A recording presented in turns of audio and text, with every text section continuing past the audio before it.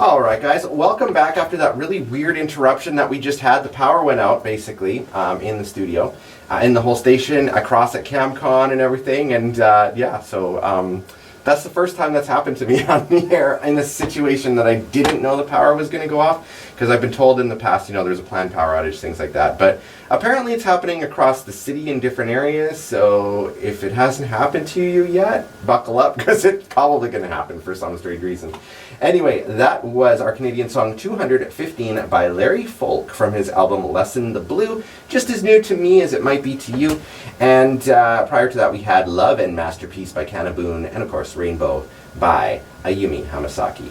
And I am joined in the studio with an amazingly wonderful, wonderful person who is, we've become friends online and things like that, and I was a guest kind of at your convention in 2018. Yeah. Long time ago. It doesn't feel like that long. Goodness me. No, but it was, and it was lovely having you out. You're so much fun to have around. Oh, thank you very much. And our personalities, I feel, are kind of similar, and you're my Eurovision buddy, too. Yes. Oh, gosh. So for those that don't know, I have a Eurovision show called the Vision of Eurovision, as well as Animé-d in Japan as well too. So, but gotta get that out of the way too. A little bit of self-promotion, but anyway.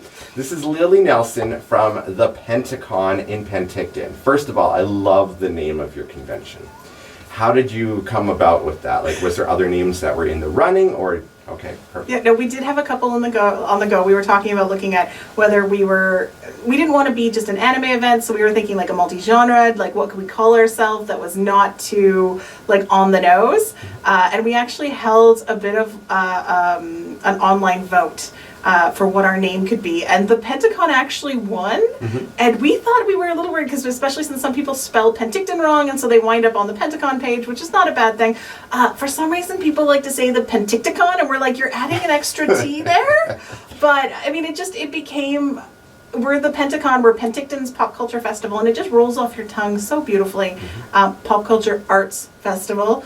We added that in a year ago, and I'm still getting used to saying that, just because we want to push the focus that we are an arts event. We are very much not like just like a regular Comic-Con. We have many hands-on activities, and we're there to support artists in any way that we can. But Penti-Con just became, everyone just kind of was like, no, that's what we're calling it. That's it.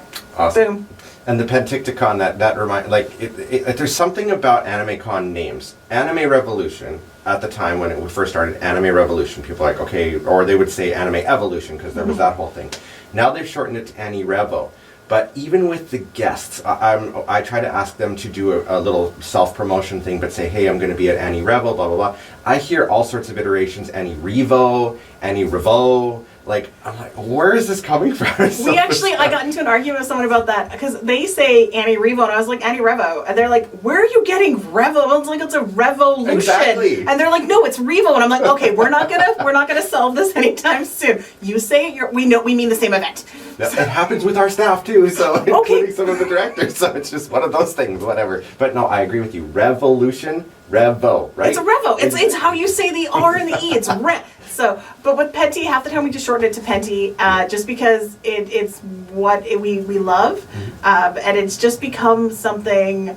You know how it is when you run something, you put hours of yourself into scheduling and talking to people, and at the end when you watch people enjoying it, it's kind of, you get a bit of a high off of that. Yes. And you're like, this is why I'm crazy enough to keep doing this. Yep. And it's one of those things, doing a convention where you will never escape. No. Once you are part of it, you are there. You are part of that family. They say you can't choose your family. You can choose your friends. It's the same thing. That is your family. You cannot choose. That's just how it is, right? Especially when you get to know the vendors and you get to know some attendees. Like every year, you may only see each other once a year, but when you pick up, just like you never left.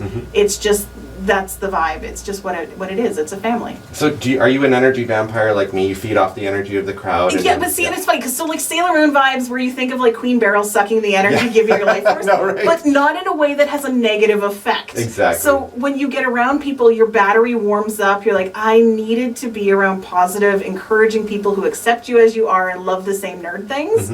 But you may crash at the end because you're tired of peopling, but you're not exhausted because of the people. Exactly. Like, you're still exhausted because you've probably run around in circles for like 3 days. Oh, yes. And at closing ceremonies for us, like, I'm always super, super pumped. I'm like, I could do another weekend of this. And then Monday, you do not want to get out of bed. No, you don't move. Monday, you're in a and I'm grateful because my normal days off for work, I work Tuesday to Saturday. Yeah. So Monday, I don't work.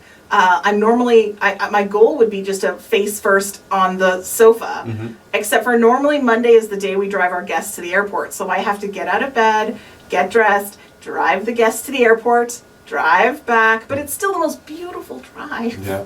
Yeah, that's awesome. And you're a mom too, right? I So am. you've got to do mom things as well. And Especially since, I mean, this is a very weird year on the mother front. If anyone has ever had a child after you have older children, I have one graduating high school this year and one starting kindergarten. wow. Yeah, and it's been a trip as we're getting ready for graduation and also going through how to ride a school bus and what will the next 12 years of your life look like. Yeah. It's just interesting. Wow, that's insane. But that's amazing. I love that. No, insane is a good word for it. I was almost done. I was almost free. Do you find you can draw from experiences with your kids, like mothering your kids, in terms of how you interact with your staff and interact with your people coming in? Well, especially since both of my two kids my older two are autistic, and my son didn't get diagnosed until he was almost 19. And it was because he was quiet. He was, that kid that most people overlooked, and they were like, oh, he just needs time to warm up. And when you're dealing with a convention, our attendees normally are neurospicy, neurodivergent. They normally require things that most people wouldn't think of. So when dealing with my kids and I look at, okay, what would they enjoy? What would, if someone who has kids, what would they enjoy?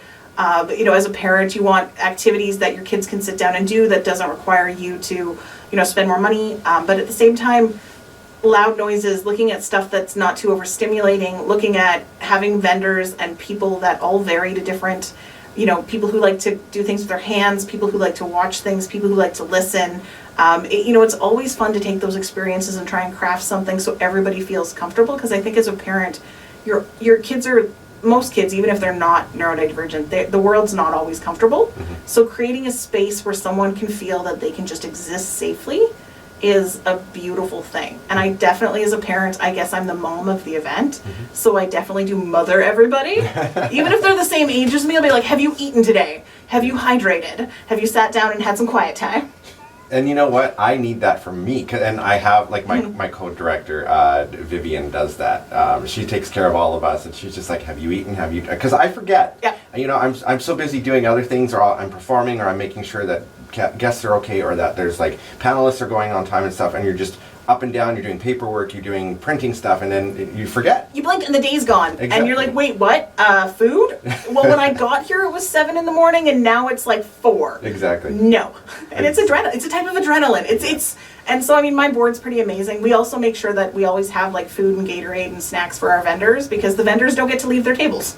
That's true. That's true. So. And actually, speaking of the vendors too, one thing that I've always admired, and I remember that you guys do, that you don't see at a lot of other conventions, I believe, if I'm not mistaken, you let people in an hour early that for quiet time. We have done quiet times before. We didn't last year, I think just because we had some board changes and we brought on a new member and it was a lot. But we have done where people can come in for a quiet hour. But we have to be careful because some of the vendors, especially if they set up on Saturday, they only get into the building early in the morning. So sometimes we have to make sure that if we know more vendors are showing up, that extra hour cuts into their time to set up. But we also have, in lieu of that, one of our vendors who runs a float company, we have a quiet room on site. Oh. So we have a room where people can go sit, there's beanbag chairs, there's books, they can go just relax and just sensory quiet. Like the lights are covered, it's fantastic. That's awesome. Again, taking into account different people's what they need. And I mean, everyone needs to sit down every now and then, so you just sit. We've expanded their area, so I believe the wonderful, her partner is going to be playing Minecraft in the corner, so people just go sit and watch him play Minecraft. Very nice. We had a small iteration, kind of like that this year, because you can't do viewing rooms these days for some reason. A lot of the companies aren't helping out with it anymore. And so we're like, well, we have the space, so what are we going to do? And so we had it as like it was called the chill room. Yeah. And it kind of got taken a couple times, like with our cosplay contest, we had to have people. Anyway, we're still learning all that kind of stuff too. But even like you guys have a huge event, but there's so much that's still just, it's a lot of learning. It is. It's not easy. You think you have it easy, be like, no. No. And you know, again, you need feedback from people too, because how are you supposed to learn and build on that and stuff too if you don't? So. And especially when people don't, they're afraid to give feedback, or we're like, well, if you were upset about something, please let us know. We can't fix it if you don't tell us. Yeah, because then you'll think that you're being ignored, and it's just we just didn't know, you know, or things like that. Exactly. So. All right, so the Penti-Con is taking place October 26th and 27th. I'm looking at your website here, and tell us a bit about now is it one mascot, or do you have a couple of mascots? We started with Neil. We did it, we ended up having a competition to name him, and somebody named him Neil, and his last name starts with an A, because that's alien spelled backwards. Okay. So that's how Neil came to be, and the story was that Neil came to Penticton to learn about pop culture, and that's how the Penti-Con was founded. And then years later, we decided that Neil needed a guide, and so he has a little fairy that follows him around and helps explain the world of humans to him. But when we were at the Kelowna Comic-Con, and we were going to name the fairy, and Clary. They named her Clary. And I'm like, seriously? Okay. So Clary is also our mascot, and we also just acquired a third one. Our wonderful vendor this year, and our guest artist Tuna, made our guest badge design, and there's a little black cat sitting in the doorway, and we love that cat so much we bought him. Oh, nice. So now there's a black cat that we own. And what's the cat's name? We don't have a name yet. We gotta have a naming party. Okay. We gotta name the cat. And I guarantee you, if it's named something that's very generic, I will just laugh. So I have had 4 cats. I have had Gizmo. I have had Fong, which my brother and my roommate and I sat down and we were going through names from Reboot. I wanted Matrix. But funnily enough, we all said Fong at the same time. So that's just what stuck. See, and that's the first, I'm like, that's a Reboot name, which I think in 2018, was it? I think we had the guest voice actor from Reboot out there. Oh, awesome. So she played Andrea. Okay. Yeah. I also have Mika, and then I also have a shared cat with my ex, and the cat's full name is Sir Kitty Amazing Mini Meow of the city of Nebopolis on the planet Nibiru, but we call him Maze. So that is a mouthful in a hat. Mouthful, yes. Oh my goodness.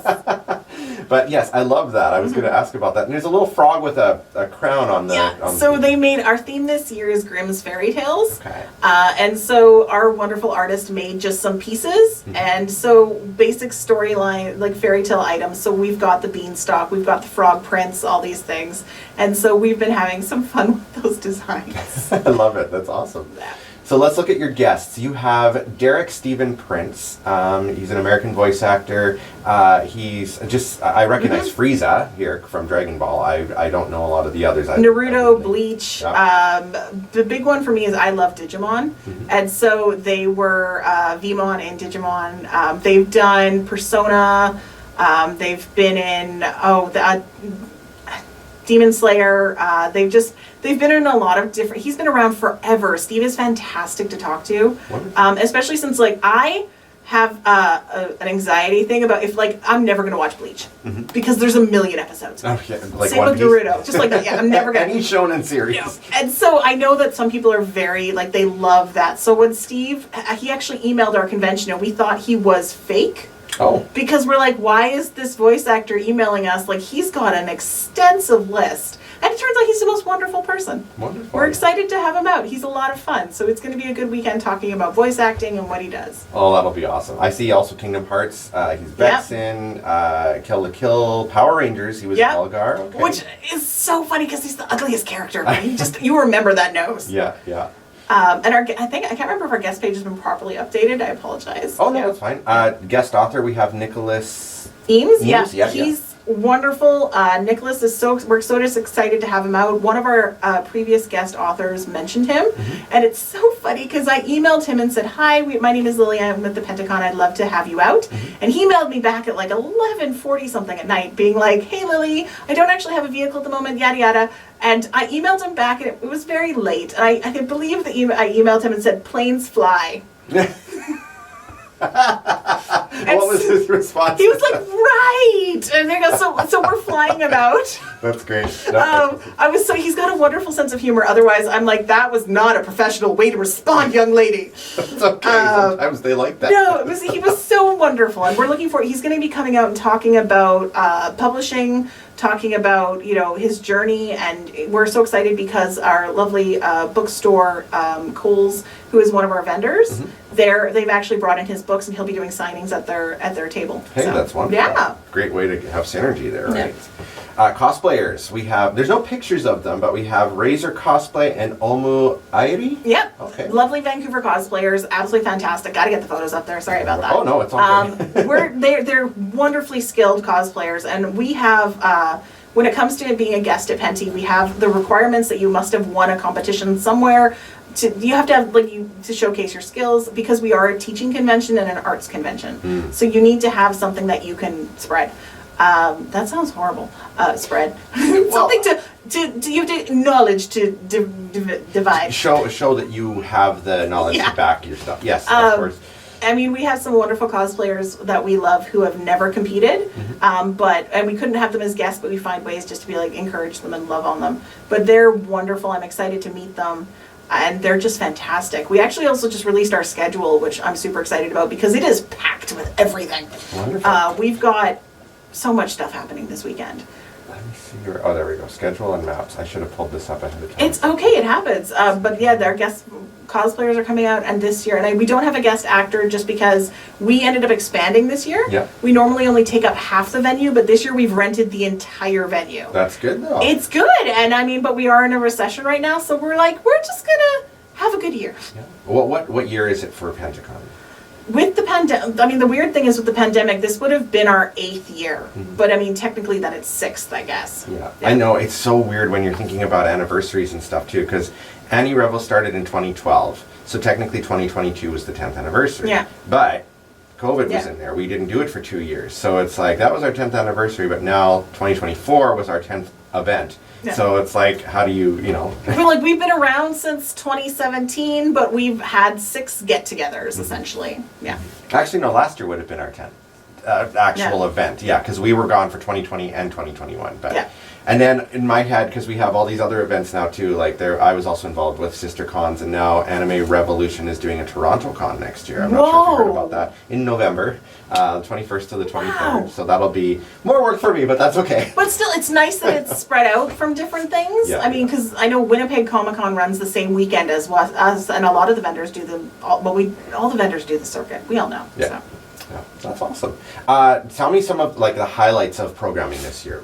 We are so excited with some of the content that we've brought in, but we have new workshop spaces. So we have some of the wonderful Okanagan comic book creators where you can, if you have an idea, you can pitch it, you can learn how to write it up, stylize it, build a storyboard, color it. You can learn how to make a comic, and we have these wonderful creators who have been, getting the hang of Kickstarter and building these, beautiful books to talk to you. So they're doing that Saturday and Sunday.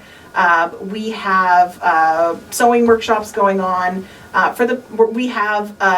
I made friends with this one, I kind of adopted them, Twitch group that streams D&D, and they have a wonderful production studio in Vancouver, and I love them very much. And because of them, I met some other Twitch streamers. So Penti actually has 13 Twitch streamers coming from across Canada and the US. Wow.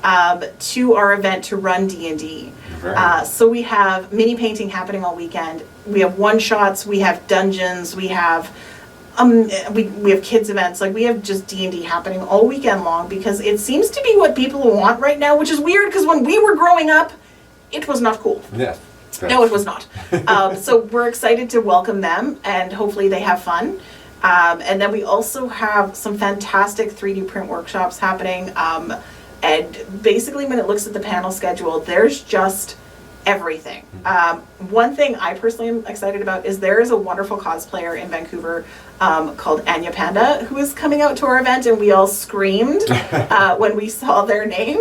or I screamed, more than likely. But I mean, as you can see, there's a good variety of content from everything from the film industry to cosplay to D&D to all over everything. We're pretty excited about just what's happening. I'm trying to think if there's anything else. But any major contests that you're doing? I mean, we have our cosplay contest, which is always a blast and always so much fun. I mean, we have our game shows, we have our talent show that we do, and we would love to see, when it comes to talent, we always get a lot of singers, but we're trying to find a way to like diversify and get the word out that it doesn't just have to be singing. Your talent could be anything. Mm-hmm. But I mean, we love our talented contestants as well. It's the same at AR too, like with there's a lot of singers. We do have the dance groups too. Yeah. Like there's a lot of idol groups in Vancouver. They're so good. And then we've had like one or two, like, I think we've had stand-up comedians in the past, maybe a magician. Mm-hmm. It's hard though with that kind of a thing Yeah. because there's rules and you can't do certain things on the stage, and you just need everybody to be careful and Yeah. safe, and yeah, so, but no, I hear you. It's an adventure. I mean, I think it'd be a little bit easier because yours is an anime event. A lot of the people who go are anime focused. So a magician on stage, now if they're pulling anime rabbits out of I know. hat, there you go, right? You're like, okay, what are we doing? Exactly. There you go. I mean, unless it's a dark magician, and then I'm like, that's fantastic. Yeah, exactly. All right, how much does it cost to go? So our passes are, I think a weekend pass is just over $30. A day pass is $20. Youth are under $20, and I wish I had the prices straight off my head. And kids 12 and under are free. Awesome. Kids 12 and under are always free, and you do require an adult with you because we can't have little people running around nonstop. Just to make sure they have fed and watered as well. Yeah. Yeah. And And not like destroying things. no destroying things. We do have like our hours are from 10 till 6, but because we have Magic the Gathering happening all weekend, we've partnered with a wonderful game star called Orchard City, and they actually get in early because Magic takes hours of your life. Mm-hmm. So they get in at 9 and they finish late. So Magic has its own special room. And then we also, of course, we have our community groups. We if you my brain just went where if you are someone who enjoys, I had a thought, it just squirreled. I've been up since 4 in the morning. I'm sorry. And it'll come back to me, and I was like, there was something about a groups. We have special tiered pricing this year. Yep. And so if you enjoy hanging out with your friends, there it is. If you're someone and you've got a group of people and you're not sure if you all can go, you actually get a discount depending on how many tickets you purchase. Oh. And so we also want to make sure that if you at any point would like to come and you have a large family, you can always message us and say, hey guys, I'd love to come with my kids, but the pricing is not working out, and we'll always we played with family passes in the past, but it just never really got used. Mm-hmm. But we want to make sure everyone can enjoy Penti, and we've had people come forward and just ask us questions, and we're always happy to talk. That is awesome. I love that. All right, Yeah. so the Penti-Con, October 26th to the 27th, Penticton's Pop Culture Arts Festival, right? So check it out, and I've got to come back sometime in the future too. Or, Absolutely. Of course, too. I think that'd be so much fun. I did name that tune. I did a Sailor Moon panel. I performed, and yeah, so It was that fantastic. That was a lot of fun. So, Yeah. but thank you so much for coming on the show. Thank you today. for having me in my exhaustedly sleepy state. Oh, no worries. It's all good. I am going to play a quick PSA, and then we're going to hear Destiny by Exile Takahiro, which will take us into our second hour, and we're going to start that off with Utada Hikaru and a Neon Genesis Evangelion 3.0 plus 1.0 Thrice Upon a Time movie theme song, One Last Kiss. Oh, it's so good. Here we go.